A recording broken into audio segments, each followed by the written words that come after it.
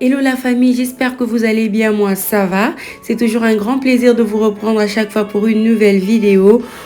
Il s'agira aujourd'hui de la motivation ménage de l'extrême et la cuisine. Je vais m'occuper de la chambre de mes visiteurs qui était dans un état pas trop bien. Vous allez le découvrir dans la suite de la vidéo. Je vais également vous partager 3 belles recettes congolaises que vous allez peut-être aimer et adopter. Moi j'aime énormément. Et si cette vidéo vous plaît, n'oubliez surtout pas de liker. Posez-moi vos likes, laissez-moi vos commentaires, partagez pour permettre aux autres de me découvrir. Mais également, abonnez-vous si ce n'est pas encore fait. Je vous fais des gros bisous et on passe au travail.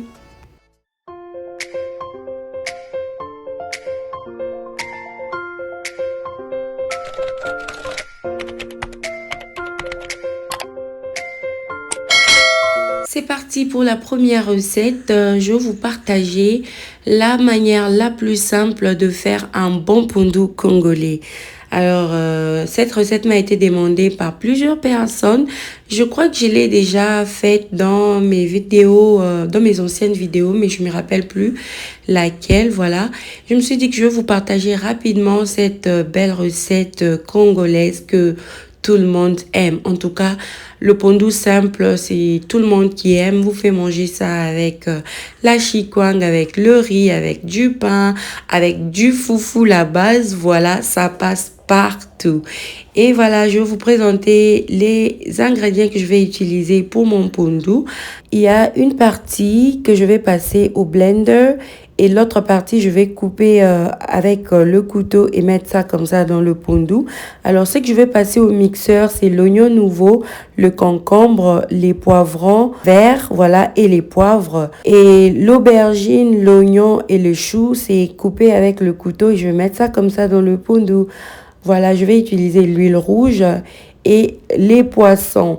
Alors, la région dans laquelle je vis, c'est pas très facile de trouver le bon chinchard ou même les poissons fumés. En tout cas, c'est très rare à avoir.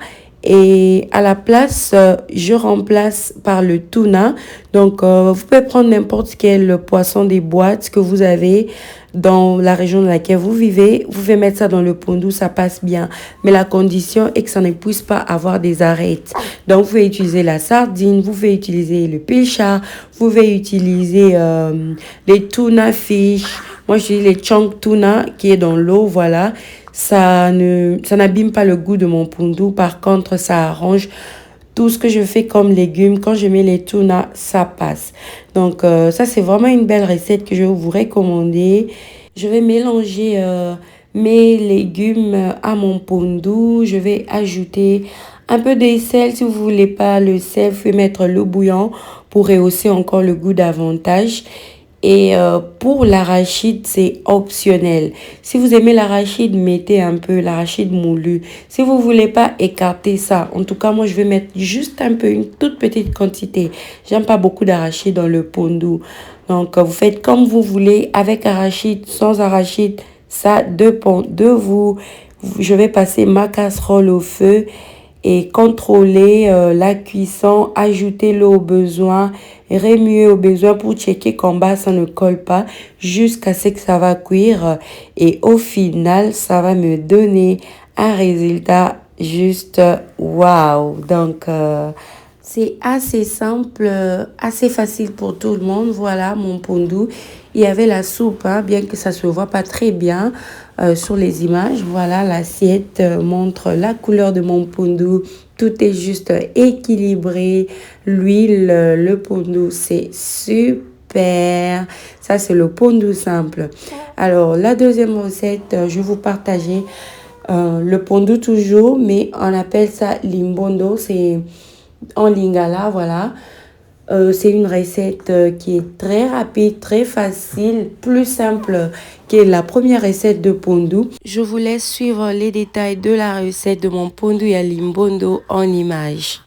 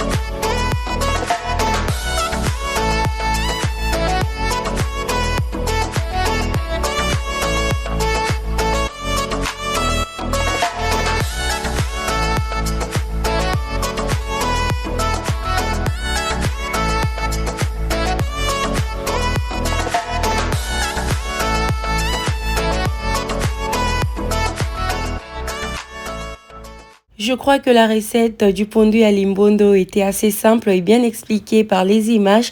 On passe rapidement à notre troisième recette avant de passer au ménage.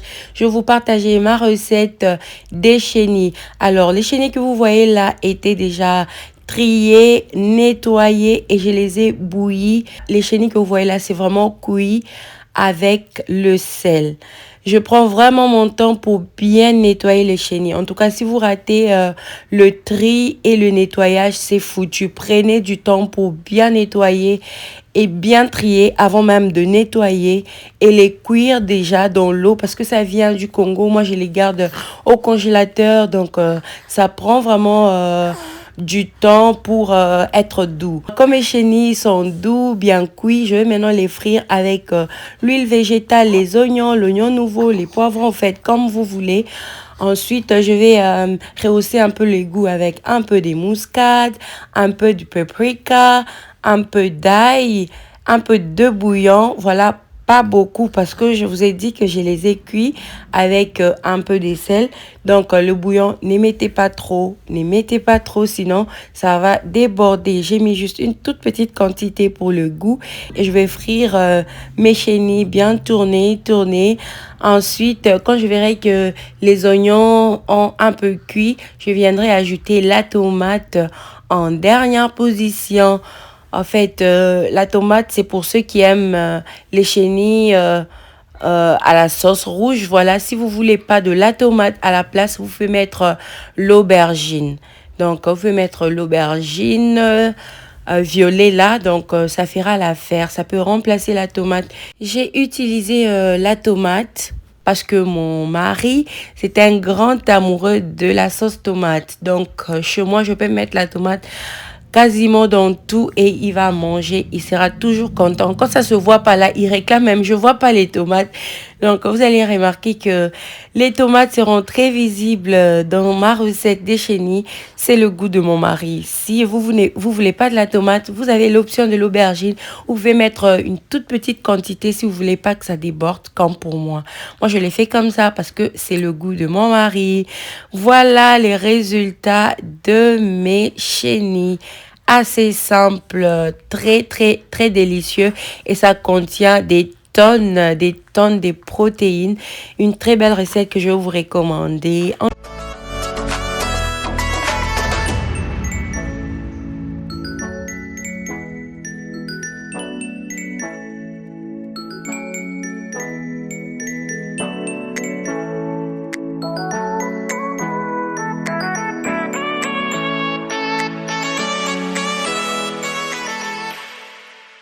Voilà, c'est fini pour les 3 belles recettes congolaises que je vous ai partagées pour la vidéo de ce jour. J'espère qu'elles vous ont plu. En tout cas, les ménages, je continue le même jour, mais pas tout de suite après la cuisine. Je devais aller au salon, je devais faire mes ongles. Et quand je suis rentrée la nuit, je me suis occupée des enfants. Et quand tout le monde est parti au lit, papa et les enfants, maman est rentrée dans la chambre des visiteurs pour s'en occuper parce que il y a très longtemps que je me suis occupée de cette pièce. Je vais vous montrer quelques images que j'ai filmées de la chambre des visiteurs et leur douche après un très long moment d'entretien. Regardez-moi ça.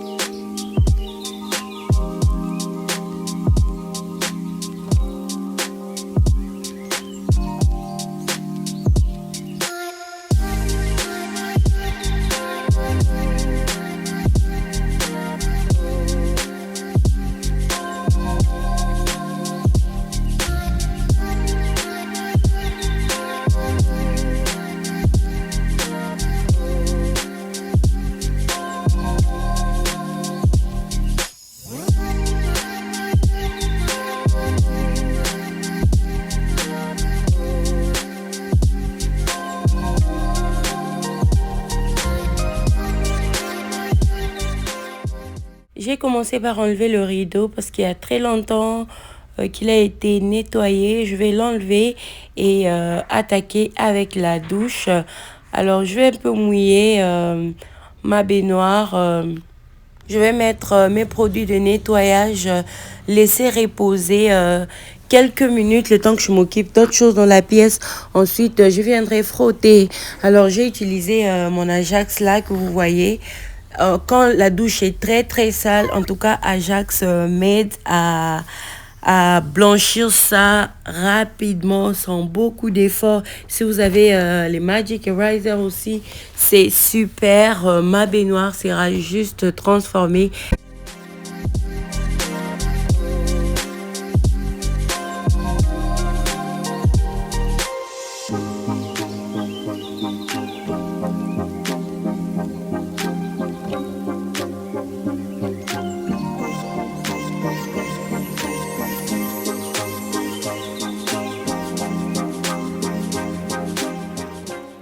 Le miroir était très sale, mais juste avec mon essuie-tout et mon mélange du vinaigre blanc à l'eau, l'affaire était jouée.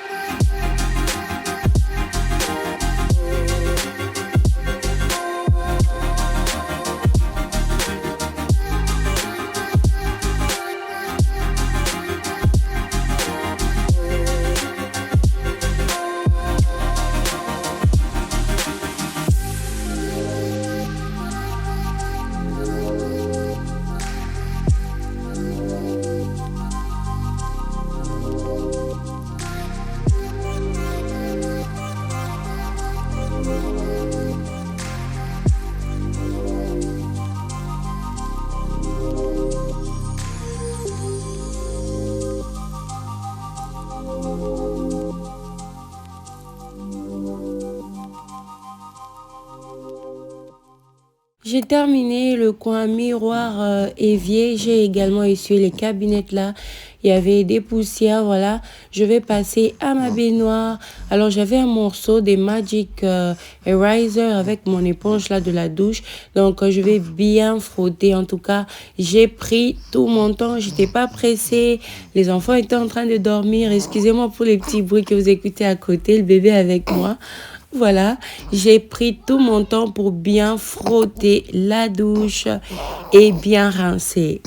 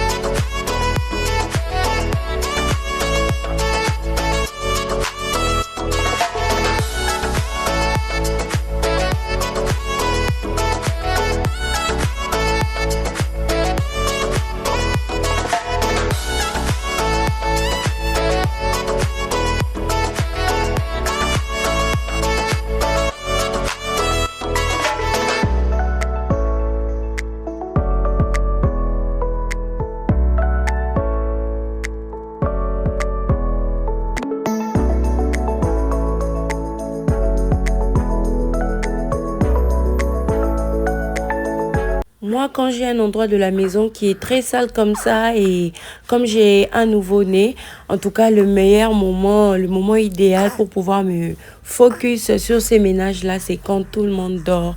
Donc, j'attends que tout le monde soit au lit pour que je me concentre sur le boulot parce que la vidéo, vous voyez les choses qui passe un peu plus rapidement, mais la réalité m'avait pris énormément du temps, surtout pour les baignoires. C'était très très sale, ça m'avait vraiment pris beaucoup de temps pour pouvoir frotter et enlever les taches pour que ça redevienne toute blanche. La cuve, mes mémons, ça m'a vraiment pris du temps pour bien nettoyer. Malheureusement, j'ai pas réussi à blanchir le couvercle de la cuve. Donc, si vous avez des astuces pour enlever les taches sur le couvercle là de la cuve, dites-moi en commentaire. En tout cas, j'ai essayé, j'ai frotté avec les Magicerizer tellement il y a les taches des urines, ça ne pouvait plus sortir, c'est resté comme ça. Si vous avez des astuces, s'il vous plaît, partagez avec moi. Sinon, si j'essaye tout et que ça ne marche pas, je vais carrément remplacer le couvercle. Ça coûte pas grand-chose à l'os, en tout cas. Si vous ne savez pas, si vous avez un couvercle qui est rempli des taches, des urines qui ne peuvent plus se nettoyer, remplacer quasiment le couvercle, c'est pas très cher. Donc moi je vais essayer de nettoyer. Si ça ne marche pas, je vais remplacer le couvercle parce que je ne vais pas investir de l'argent dans beaucoup de produits de nettoyage et qui vont peut-être pas marcher. Si vous avez des astuces moins coûteuses, partagez. Je vais essayer. Si ça marche pas, on remplace ça.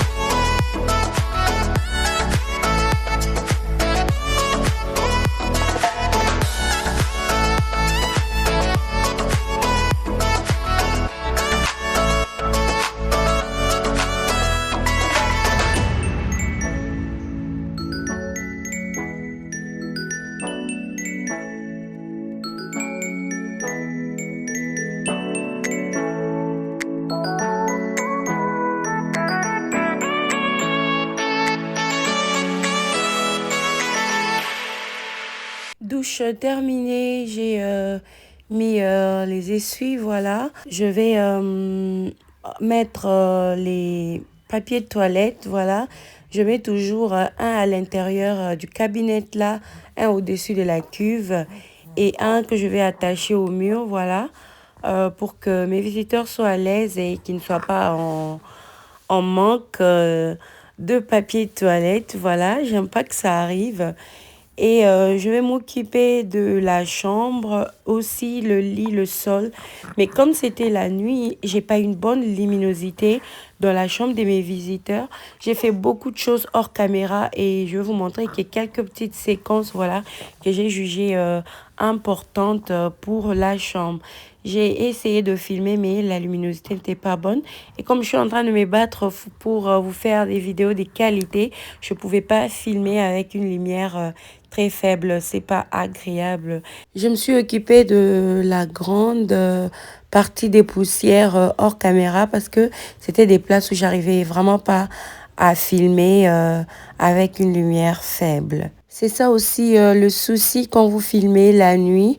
En tout cas, au salon, je peux filmer.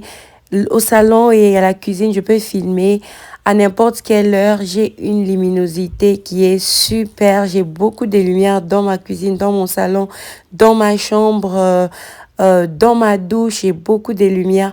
Mais à l'étage, les lumières sont toutes faibles et c'est compliqué de filmer la nuit.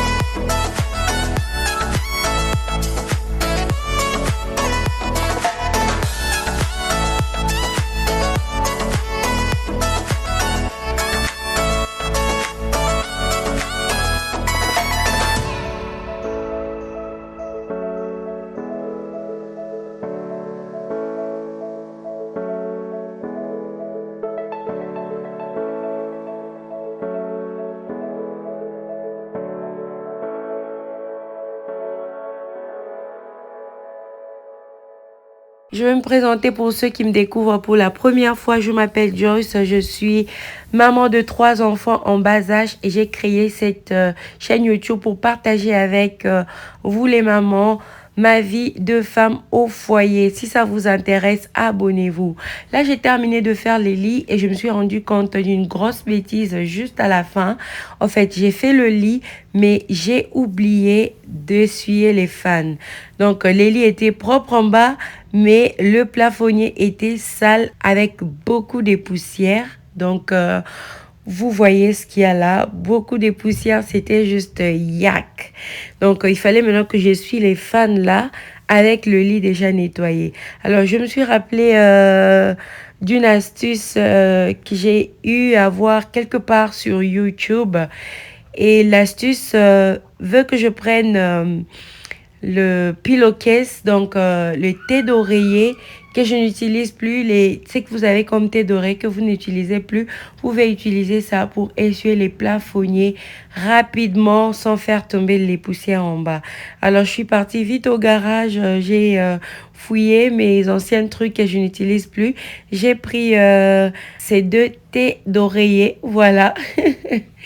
Et je vais utiliser ça pour essuyer les poussières et ça va pas tomber sur mon lit, ça va rentrer à l'intérieur. Voilà, regardez les images.